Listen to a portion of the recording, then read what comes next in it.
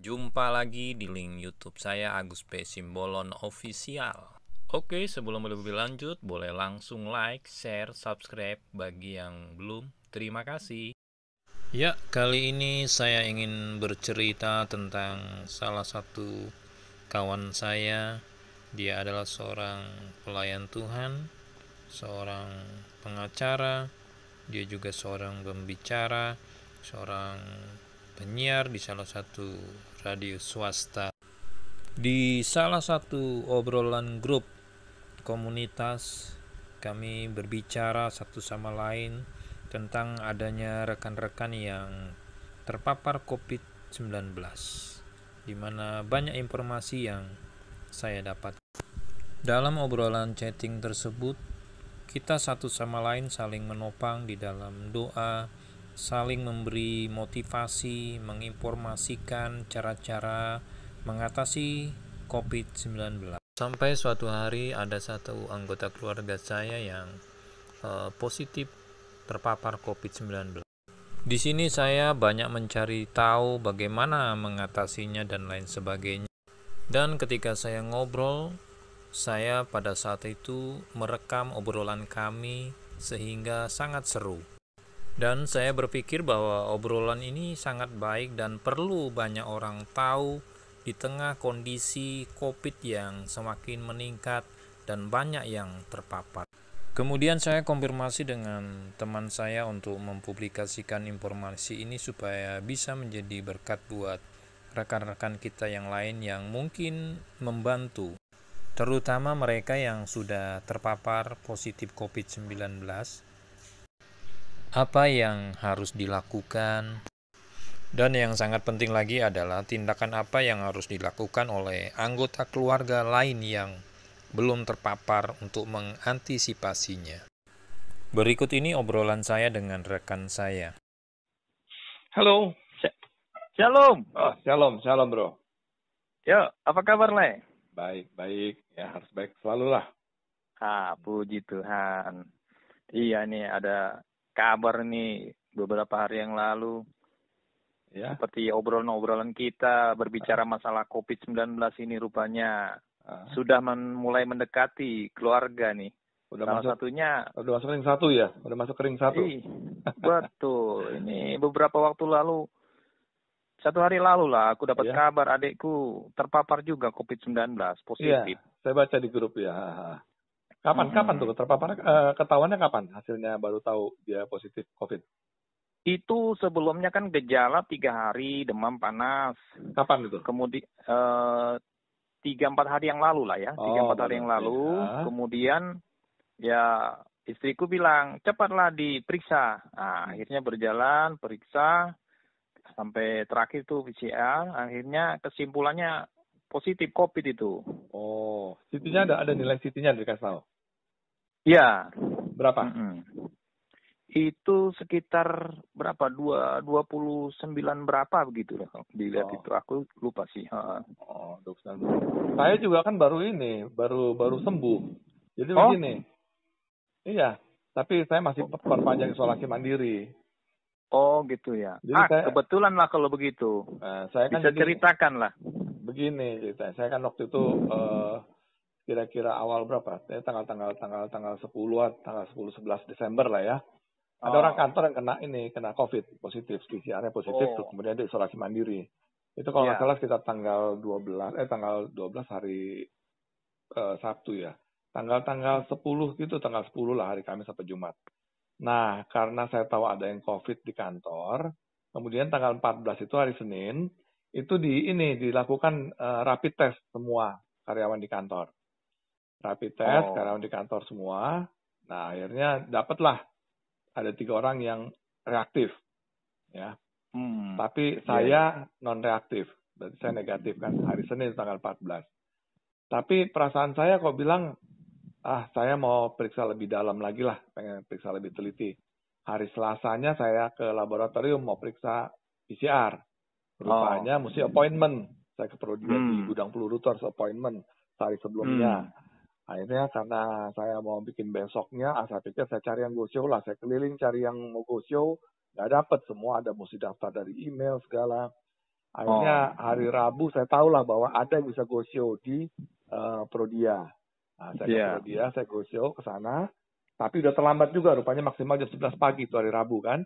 Akhirnya hari Kamisnya saya datang pagi-pagi jam setengah 10, jam 10 lah saya datang. Terus saya diambil swab PCR, kemudian ini kok ada suara angin itu, kayaknya terlalu dekat sama handphone itu suara anginnya. Nah jadi saya di PCR hari Kamis diambil, hasilnya saya minta yang besok 1 hari itu ya, itu 1,3 saya bayar itu. Udah, terus hari Kamis, hari Jumatnya dikasih tahu, udah ada di website hasilnya. Saya mau masuk ke website nggak bisa-bisa. Nah, akhirnya hari Sabtu pagi. Nah, tapi gini, saya cerita dulu. Habis saya rapid test tanggal 14, saya nggak ada apa-apa, tapi hari Selasanya itu, Selasa malam, mulai kerasa kayak, kok badan ini kayak masuk angin, kayak gitu-gitulah ya. Nah, ciri-cirinya itu ya? Iya, Rabunya saya mulai batuk flu Rabunya. Dan demam. Demam saya, demamnya nggak tinggi-tinggi banget lah. Saya punya termometer, saya ukur 37,3 gitu. Itu hari Rabu. Tapi saya kan masih aktivitas terus, normal aja. Hari Kamis pun saya masih demam batuk, saya aktivitas normal. Saya swab tes hari Kamis pagi, Kamis malam saya masih siaran di radio. Masih ya demam-demam begitulah, biasa batuk-batuk itu. Saya minum obat batuk OBH sama minum Panadol. Nah, hasilnya sampai hari Jumat tuh hilang, demam batuknya hilang hari Jumat. Normal lagi saya semua. Hari Sabtu saya lagi jemuran pagi-pagi di matahari jam 9 lah. Ditelepon oleh dokter dari Prodia mengabarkan hasil swab tes saya bahwa saya tuh positif dengan nilai CT 29,9. Oke, setelah itu saya kasih tahu istri saya pelan-pelan, takut dia kaget. Nah, saya kasih tahu bahwa saya positif dan saya harus isolasi mandiri. Saya packing barang-barang saya semua, terus saya kasih tahu juga teman di kantor saya positif. Lalu saya isolasi mandiri di apartemen. Nah, teman saya di kantor ini memang baik dia kirimkan obat-obat lengkap tuh. Dari apa aja tuh? Dikasih saya antivirus Avigan. Avigan 3 strip, 30 butir ya. Kemudian Lianhua saya dikasih 8 kotak kalau nggak salah itu. Sama vitamin-vitamin, dari mulai vitamin C, vitamin D, vitamin E. Nah, saya memang minum bawa vitamin sendiri, vitamin Megazing ya, karena saya perlu zinc, saya dengar itu kan ya. Nah, sebelum saya terpapar itu, saya sadar 2 minggu sebelum saya terpapar, ketika saya tahu positif itu, sebelumnya 2 minggu itu saya kurang tidur. Sering tidur jam 1 malam, jam 12 malam. Biasanya saya jam 11 sudah tidur. Nah, jadi saya rasa karena saya kurang tidur, stamina saya lagi ngedrop, di situ saya mungkin terpapar dan langsung kena. Oke, lanjut. Ketika saya hari Sabtu tahu saya positif, saya packing semua, terus saya minta antar sama supir saya ke apartemen, saya isolasi mandiri. Itu hari Sabtu tanggal 19. Dan hari itu juga saya suruh pagi itu juga anak saya semuanya, anak istri saya dan supir tes swab PCR. Langsung go show. Nah, terus udah saya di apartemen. Hari Minggu, hari Senin keluar hasilnya, mereka semua negatif. Puji Tuhan. Puji Tuhan. Karena saya semenjak saya curiga, habis saya rapid test hari Senin tanggal 14 itu, saya di rumah selalu pakai masker. Dan saya tidur, saya tidur di ruang tamu. Ya, saya kumur-kumur pakai air panas, pakai garam. Itu selama sebelum tes swab itu, sebelum tes hari Kamis. Jadi Selasa, Rabu itu saya kumur-kumur tiap pagi pakai air panas garam ya. Nah, sampai melepuh kali itu tenggorokan saya lakukan tuh beberapa kali. Ya, terus udah akhirnya saya isolasi mandiri dari hari Sabtu tanggal 19. Ya, di apartemen nggak ada gangguan apa-apa, cuman batuk-batuk kecil, nggak mengganggu lah ya. Nggak demam, semua normal. Ya, akhirnya saya isolasi mandiri dari tanggal 19 sampai hari ini. Tapi setanggal 27 saya melakukan swab test lagi, PCR swab test di tempat yang sama di Prodia. Hasilnya keluar tanggal 29, saya ditelepon. Ya, karena hasilnya terdeteksi, kan hasilnya Prodia itu bukan positif atau negatif, tapi terdeteksi, terdeteksi atau tidak. Nah, saya terdeteksi dan nilai CT saya 35,56. Ya, dokternya telepon mengatakan bahwa lihat dari hasil Bapak, sebetulnya Bapak ini sudah sembuh, sudah tidak menularkan, kata dokter Prodia. Ya, tapi Bapak kalau mau teruskan isolasi mandiri seminggu nggak apa-apa, bagus ya. Vitamin diteruskan, nggak perlu minum obat apa-apa lagi. Ini sudah sembuh gitu.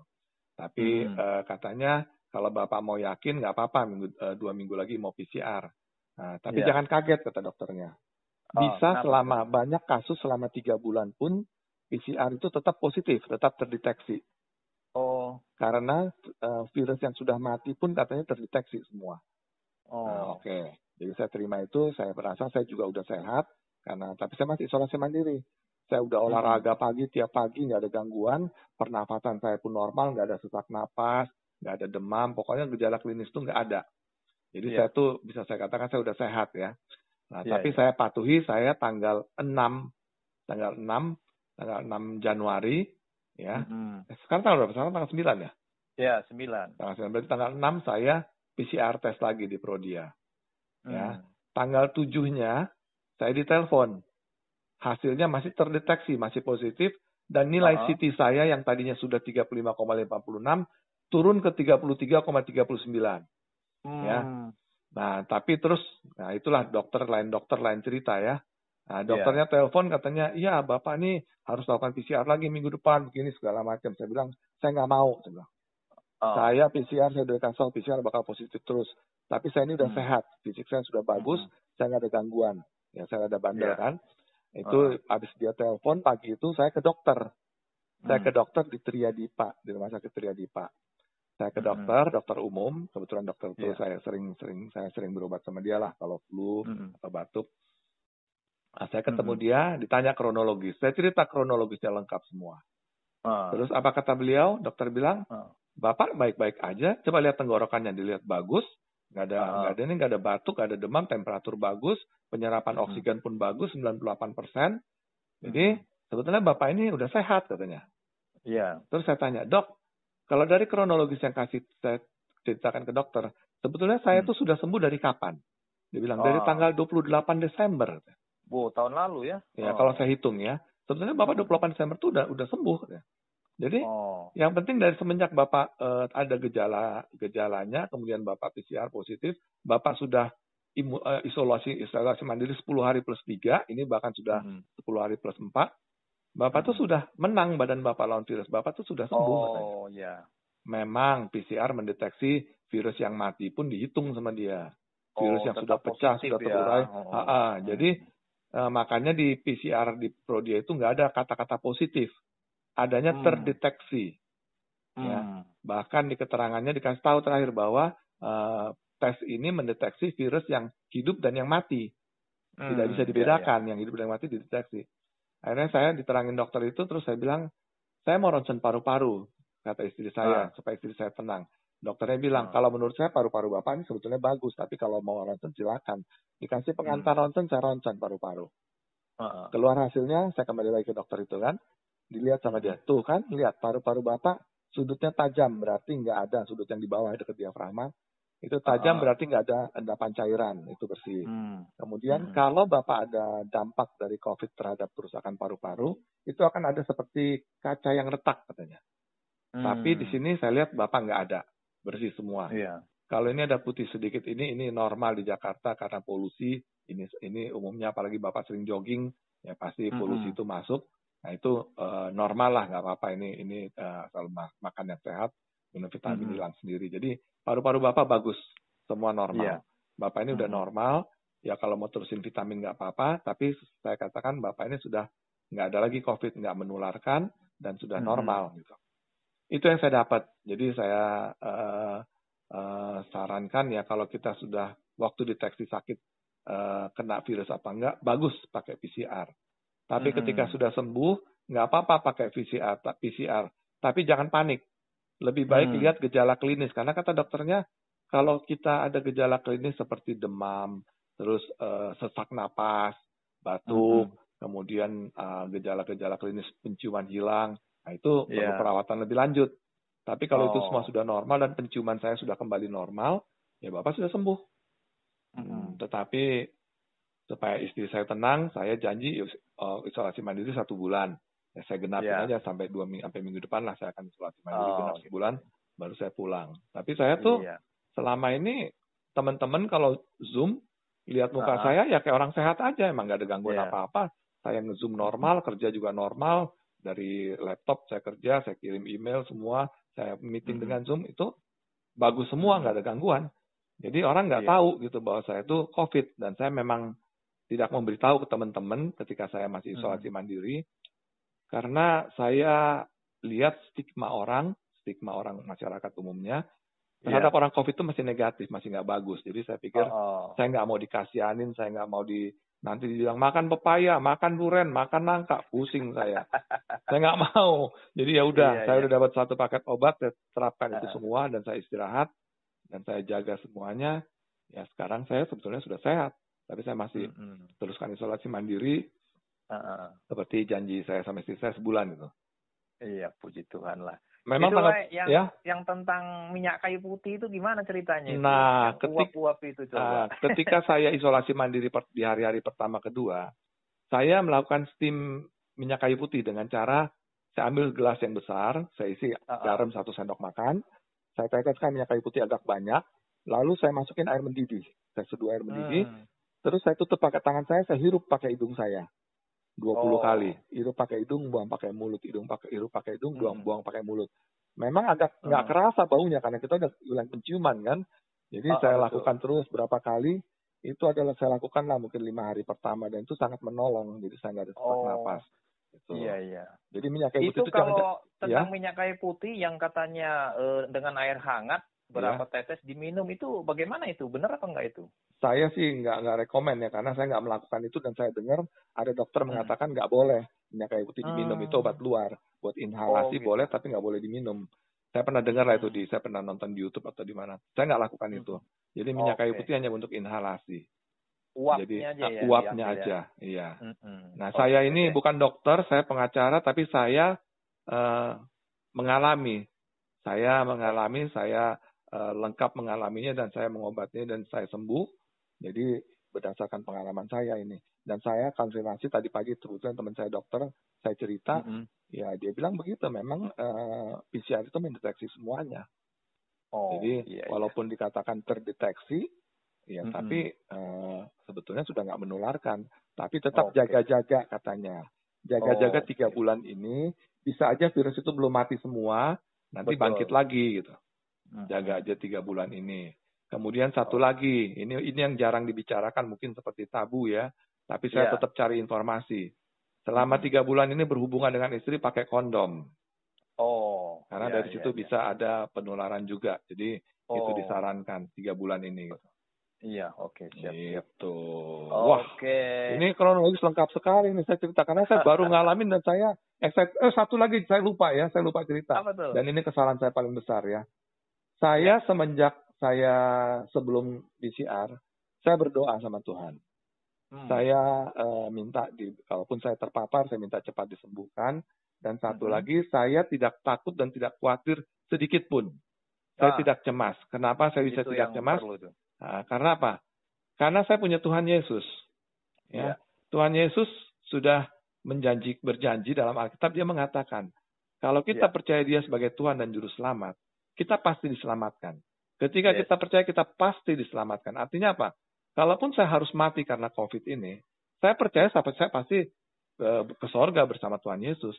Jadi kalau saya tahu kemungkinan terjelek pun saya sudah siap, saya nggak ada takut dan nggak ada khawatir. Makanya teman-teman, kalau Zoom sama saya, dipikir saya tuh sehat-sehat aja. Ya karena saya punya keyakinan, Tuhan Yesus nggak pernah bohong. Dan dialah satu-satunya jalan ke sorga. Dan saya tiap malam berdoa minta kesembuhan, Tuhan Yesus berikan. Saya nggak menyalahkan siapa-siapa, saya minta keluarga saya jangan terpapar, Tuhan Yesus berikan, keluarga saya sehat semua. Dan saya memang sempat bercanda gitu dalam hati, saya bilang, aduh Tuhan, jangan sekarang lah kalau panggil saya ini lagi suruh-suruhnya melayani Tuhan, lagi seneng-senengnya siaran di radio, seneng khotbah sana sini, seneng bawa renungan. Jangan sekarang ya Tuhan ya, saya bercanda begitu. Ya, kita sebagai anak, kita kan anak-anak Allah. Ya. Kita boleh aja minta sama Tuhan seperti itu. Karena kita anak-anak Allah. Orang Kristen tuh anak-anak Allah. Bicara kepada Tuhan seperti kepada Bapa. Itu bedanya dengan yang lain. Makanya kita kalau mau ketemu Tuhan, nggak ada aturan waktu. Nggak ada aturan mau pakai baju apa aja, boleh. Itu dia. Makanya mintalah kepada Tuhan Yesus. Kepada Tuhan Yesus, jangan Tuhan yang lain ya. Tuhan kita cuma satu.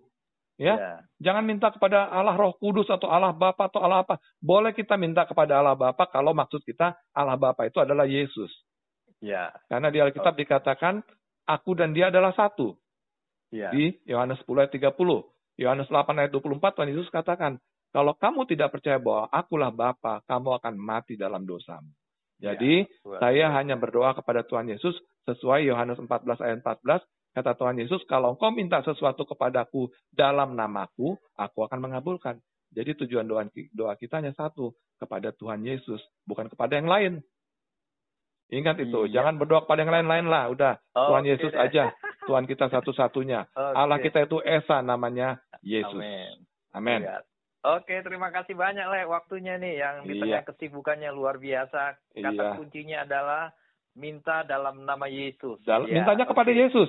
Baca Yohanes 14 ayat 14. Kalau engkau minta kepadaku dalam namaku. Kalau engkau minta kepada Yesus dalam nama Yesus, maka Tuhan Yesus akan mengabulkan. Yang mengabulkan doa kita, yang menyembuhkan kita, yang menyelamatkan kita, Tuhan Yesus kok.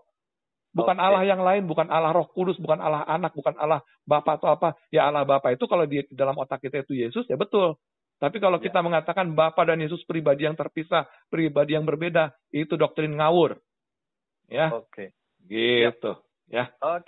Terima kasih banyak. Terima kasih ya waktunya. Tuhan memberkati. Yang saya kasih tahu ke adik bro supaya saya udah kirim fotonya tuh vitamin-vitaminnya. Nanti saya kirim foto vitamin-vitamin yang saya pakai. Ya itu aja yang sudah saya buktikan saya sembuh kok. Pakai itu. Terima kasih. Baiklah. Jadi berkat obrolan kita jadi berkat buat saudara-saudara kita. Terima kasih. Oke bro, Tuhan berkati. Oke. Tuhan Yesus memberkati. Tuhan Yesus berkati. Ya, ciao. Amin. Amin.